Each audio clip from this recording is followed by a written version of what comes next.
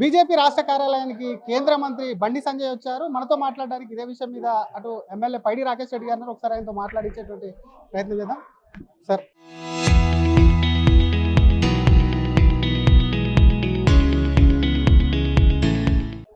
చాలా రోజుల తర్వాత బండి సంజయ్ గారు వచ్చారు, కార్యకర్తలు పెద్ద వచ్చారు, మీరు కూడా వచ్చారు. బండి సంజయ్కి సంబంధించి ఇష్యూ తర్వాత రావడాన్ని మీరు ఎలా చూస్తారు? ఏ విషయం?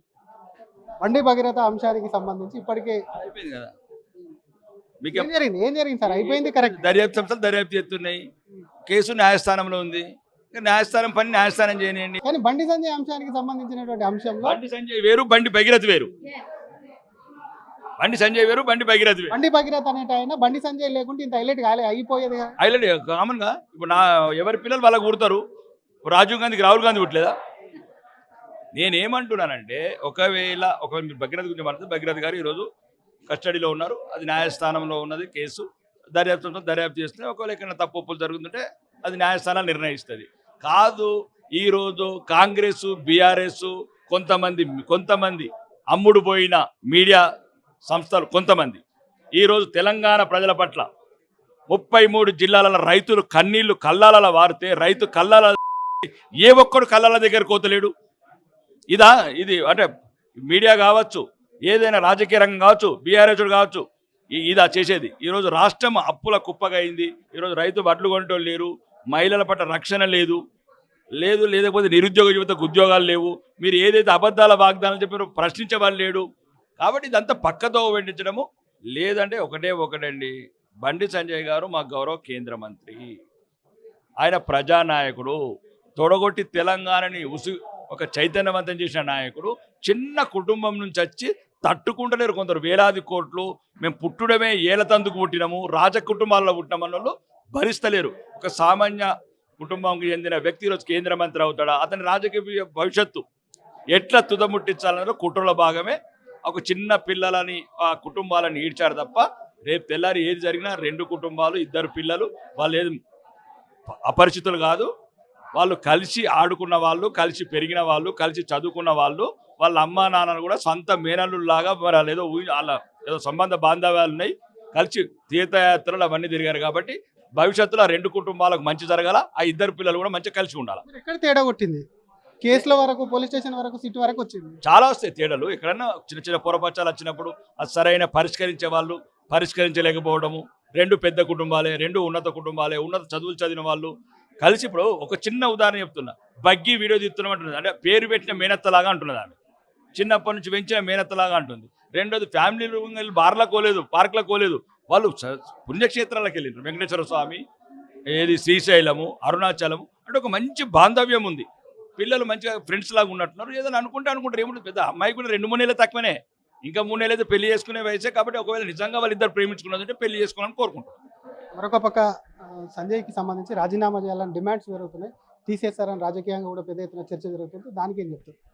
దీనికి రాజీనామాకి ఏం సంబంధం అండి? రాజీనామాకు ఈ సంఘటనకు సంబంధం లేదు.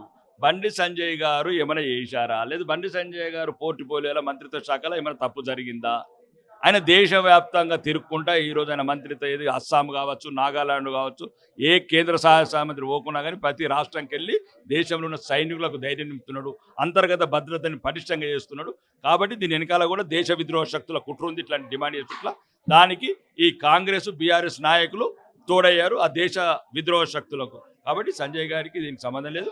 ఏది ఉన్నా కానీ అది కూడా బండి సంజయ్ ఆ అమ్మాయి కూడా భవిష్యత్తులో కలిసి ఉండాలి, కలిసి పెళ్లి చేసుకోవాలి. కాంగ్రెస్ బీఆర్ఎస్ ఉందా? సొంత పార్టీ నాయకులు కూడా ఉన్నారంటారు. సొంత పార్టీ వాళ్ళు కూడా ఉన్నారా?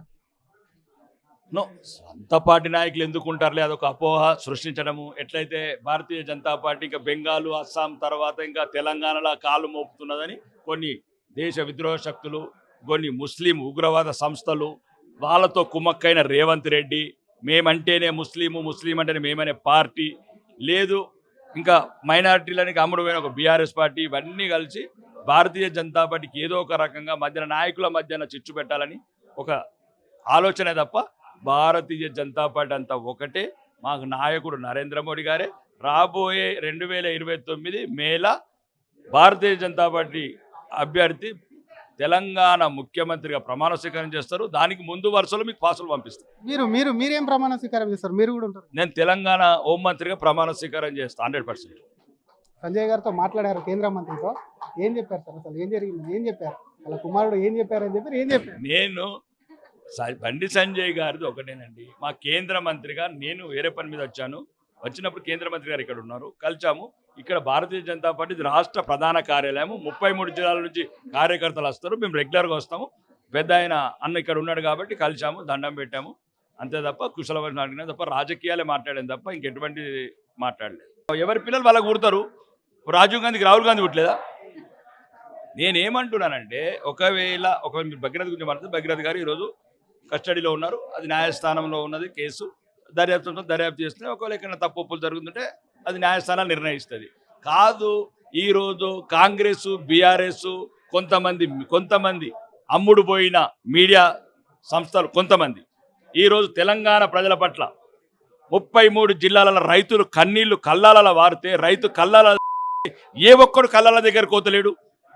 ఇది అంటే మీడియా కావచ్చు, ఏదైనా రాజకీయ రంగం కావచ్చు, బీఆర్ఎస్ కావచ్చు, ఇదా చేసేది. ఈరోజు రాష్ట్రం అప్పుల కుప్పగా అయింది. ఈరోజు రైతు వడ్లు కొనేటోళ్ళు లేరు, మహిళల పట్ల రక్షణ లేకపోతే నిరుద్యోగ యువతకు ఉద్యోగాలు లేవు.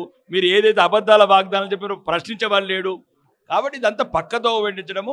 లేదంటే ఒకటండి, బండి సంజయ్ గారు మా గౌరవ కేంద్ర మంత్రి, ఆయన ప్రజానాయకుడు, తొడగొట్టి తెలంగాణని ఒక చైతన్యవంతం చేసిన నాయకుడు. చిన్న కుటుంబం నుంచి వచ్చి తట్టుకుంటలేరు కొందరు. వేలాది కోట్లు మేము పుట్టడమే ఏలతందుకు పుట్టినాము, రాజ కుటుంబాల్లో పుట్టినామన్న వాళ్ళు భరిస్తలేరు. ఒక సామాన్య కుటుంబంకి చెందిన వ్యక్తి ఈరోజు కేంద్ర మంత్రి అవుతాడా? అతని రాజకీయ భవిష్యత్తు ఎట్లా తుదముట్టించాలన్న కుట్రలో భాగమే ఒక చిన్న పిల్లలని ఆ కుటుంబాలను ఈడ్చారు తప్ప రేపు తెల్లారి ఏది జరిగినా 2 కుటుంబాలు 2 పిల్లలు వాళ్ళు ఏది అపరిచితులు కాదు. వాళ్ళు కలిసి ఆడుకున్న వాళ్ళు, కలిసి పెరిగిన వాళ్ళు, కలిసి చదువుకున్న వాళ్ళు. వాళ్ళ అమ్మా నాన్నలు కూడా సొంత మేనల్లులాగా మరి వాళ్ళ ఏదో సంబంధ బాంధవ్యాలు ఉన్నాయి. కలిసి తీర్థయాత్రలు అవన్నీ తిరిగారు. కాబట్టి భవిష్యత్తులో 2 కుటుంబాలకు మంచి జరగాల, ఆ 2 పిల్లలు కూడా మంచిగా కలిసి ఉండాలి. ఎక్కడ తేడా కొట్టింది? కేసుల వరకు, పోలీస్ స్టేషన్ వరకు, సిటీ వరకు వచ్చింది. చాలా వస్తాయి తేడాలు. ఎక్కడన్నా చిన్న పొరపచ్చాలు వచ్చినప్పుడు అది సరైన పరిష్కరించే వాళ్ళు పరిష్కరించలేకపోవడము. 2 పెద్ద కుటుంబాలే, 2 ఉన్నత కుటుంబాలే, ఉన్నత చదువులు చదివిన వాళ్ళు కలిసి. ఇప్పుడు ఒక చిన్న ఉదాహరణ చెప్తున్నా. బగ్గి వీడియో తీస్తున్నాం అంటున్నది, అంటే పేరు పెట్టిన మేనత్తలాగా అంటున్నది. ఆమె చిన్నప్పటి నుంచి పెంచిన మేనత్తలాగా అంటుంది.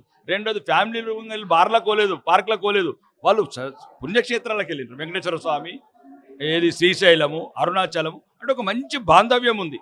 పిల్లలు మంచిగా ఫ్రెండ్స్ లాగా ఉన్నట్టున్నారు. ఏదైనా అనుకుంటారు. ఏముంటుంది, పెద్ద అమ్మాయి కూడా 2-3 నెలలు తక్కువనే, ఇంకా 3 నెలలు అయితే పెళ్లి చేసుకునే వయసే. కాబట్టి ఒకవేళ నిజంగా వాళ్ళిద్దరు ప్రేమించుకున్నదంటే పెళ్లి చేసుకోవాలని కోరుకుంటారు. Thank you sir. ఇది సంజయ్ గారిని కలిశాను, కేవలం పార్టీ కార్యాలయం కాబట్టి వచ్చాను.